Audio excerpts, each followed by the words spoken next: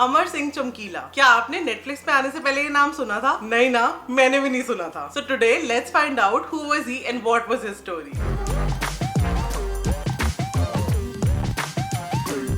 मैं north India से हूँ और मैंने बड़े होते हुए काफी पंजाबी फोक और पंजाबी म्यूजिक इन जनरल सुना है। Just like nowadays some Punjabi artists have made it so big. ऐसा पहले नहीं होता था। और सिर्फ पंजाबी आर्टिस्ट नहीं, लेकिन कोई भी रीजनल एक्टर या परफॉर्मर ऐसा नहीं होता था कि वो इतना हिट हो कि उसको पूरी कंट्री जाने। अब ये लैक ऑफ एक्सपोजर था या एब्सेंस ऑफ सोशल मीडिया था, वो तो मुझे नहीं पता, but nowadays things have completely changed. Amar Singh Chamkila भी ऐसे ही एक पंजाबी सिंगर और एक परफॉर्मर थे जिनके गाने लोगों को बहुत पसंद आते थे, लेकिन at the same time they were very controversial. While some people treated his songs as just music, the other ones found them very suggestive, provocative and vulgar. And obviously इसी वजह से ऐसे बहुत सारे लोग थे जिनको इनके गानों से काफी प्रॉब्लम थी, क्योंकि गाने काफी इन्फ्लुएंशियल थे and the youth was easily influenced too. So ये पूरी स्टोरी है चमकीला की लाइफ और उनके स्टारडम के बारे में, जिसमें उनके इनिशियल स्ट्रगल डेज से लेकर फाइनल डे ऑफ असैसिनेशन तक सब कुछ दिखाया गया है. जो एक्चुअली मुझे पर्सनली देखने में काफी अच्छा लगा वो ये था कि they started the story from the very and. शुरुआत ही उन्होंने वो गोली लगने वाले सीन से की, जिसमें चमकीला को गोली लगती है, उसके साथ उनकी वाइफ और 2 बैंडमेट्स थे उनको भी गोली लगती है एंड दे ऑल डाई. भाई वो सीन इतना बढ़िया था ना कि रोंगटे खड़े कर दिए उसने. वहां परिणीति को गोली लगी और इधर मैं, भाई मेरा मुंह खुला का खुला रह गया. I was shocked to the core कि भाई ये हुआ क्या.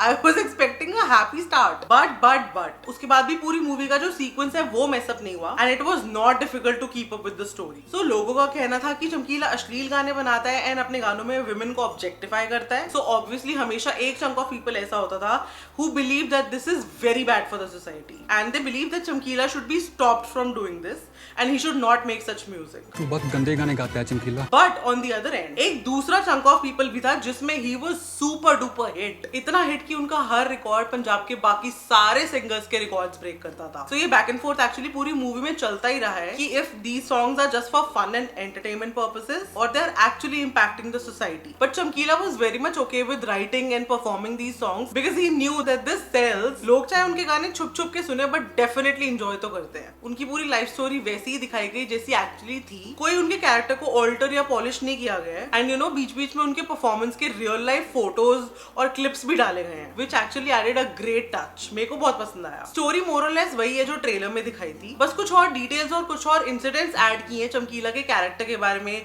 उनकी वाइफ के साथ उनके रिलेशनशिप के बारे में, उनके प्रोफेशनल रिलेशनशिप्स के बारे में, उनके फ्रेंड्स के बारे में एंड उनके फादर के बारे में. And little did we know that he married Amarjot Kaur while being married to another woman and also had a child. और उसकी वजह से उनको पूरी पंचायत के सामने सरपंच ने काफी बैकलैश दिया कि ये गलत है, बट चमकीला न्यू कि वो जनता के सामने बच्चन है. So when चमकीला comes in public everybody goes crazy. तो ऐसा हो ही नहीं सकता था कि लोग उनको सपोर्ट ना करें. मेकर्स को पहले ऐसा लग रहा था कि दिलजीत ना फिट चॉइस नहीं होंगे चमकीला के कैरेक्टर के लिए, क्योंकि दोनों की रियल लाइफ पर्सनैलिटीज बहुत ही कंट्रास्टिंग है. बट मूवी देखने के बाद आई रियलाइज कि इतना कन्विंसिंगली कोई और ये कैरेक्टर प्ले कर ही नहीं सकता था. If you also think that please let me know in the comments. Parineeti also did a good job. उसने एक्टिंग अच्छी की है बट सिंगिंग का I am not sure. I don't know when she was singing and taking high pitches, कहीं कहीं पर उनकी आवाज ऐसे बहुत ज्यादा श्रिल थी. So it was not very pleasant to listen to. But हाँ, I would not say कि भाई इतना गंदा था कि मेरे कान से खून आ गया. And I also accept कि हमारे पास बहुत ही कम एक्ट्रेसेस ऐसी हैं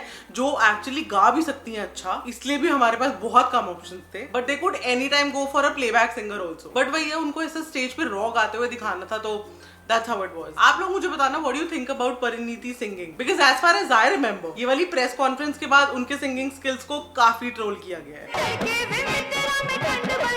और साथ में बाकी जो सपोर्टिंग कास्ट है उन्होंने भी काफी अच्छे अपने कैरेक्टर्स प्ले किए हैं. कोई बहुत रेनाउंड नेम्स नहीं है, लेकिन एक्ट किसी ने भी खराब नहीं किया है, दैट आई वुड से. एक और चीज जो हमें डेफिनेटली अप्रिशिएट करनी चाहिए वो है सब कुछ इतना रियल दिखाने की कोशिश. I mean the set, the costumes, the backdrop, the stage, the instruments, even the song, everything was so real, एकदम ओरिजिनल जैसा. एंड में ना एक गाना आता है जो हाफ स्क्रीन पर ओरिजिनल चमकीला का है और हाफ स्क्रीन पर दिलजीत और परिणीति का है. उसने मुझे इतना इम्प्रेस किया ना, I can't tell you, because वो दोनों clips were absolutely identical. The clothes, the actions, the expressions, the hand movements, dance, everything इतना सेम। और वैसे ये बिल्कुल भी आसान नहीं होता है किसी को इतना एग्जैक्ट तरीके से इतना माइन्यूटली इमिटेट करना, मतलब जबरदस्त प्रिसिजन, एकदम मजा आ गया देख के। Finally Imtiaz Ali is back with his direction and he is back with a bang. The direction of the movie is fab. बीच बीच में जरूर कुछ सीन्स मुझे एक्चुअली अननेसेसरी लगे या जरूरी ऐसे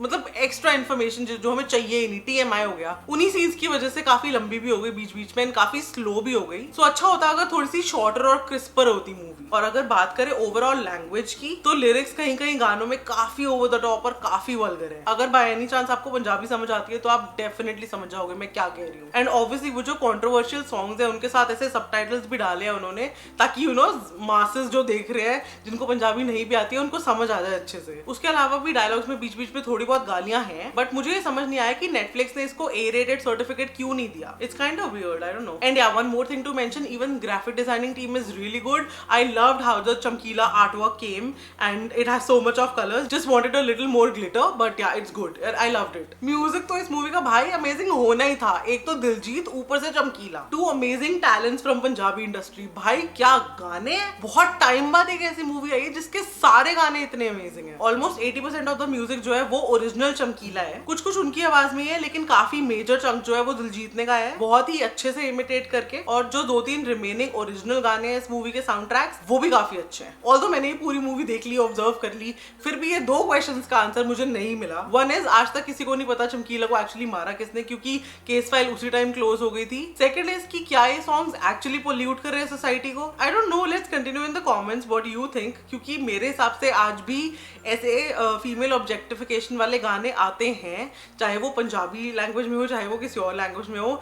women objectification never just stops. Anyways, overall, I love the movie. I get really happy when I see Diljit on screen. ये पूरी मूवी काफी लाइट है, ऐसा नहीं है कि इन्होंने पूरा ऐसे मर्डर मिस्ट्री बनाने की कोशिश की है। बहुत सारे जोक्स क्रैक किए हैं बीच में, बहुत सारा लाइट रखा गया है माहौल को। So that's a great thing. So all in all, मुझे मूवी की story, songs, direction, costume, screen play सब काफी अच्छा लगा। And I'm going to give it a solid 4/5. आप देखो तो मुझे बताना कॉमेंट्स में आपको कैसी लगी। And this was it for today. अगर आपको आज का वीडियो पसंद आया हो, please like, share, comment and subscribe and follow me on Instagram please. मैं बहुत सारी रील्स पे से डालनी शुरू कर रही हूँ। एंड स्प्लिट्स वाला वीडियो कमिंग रियली सून। जल्दी से मिलेंगे अगले वीडियो में। बाय।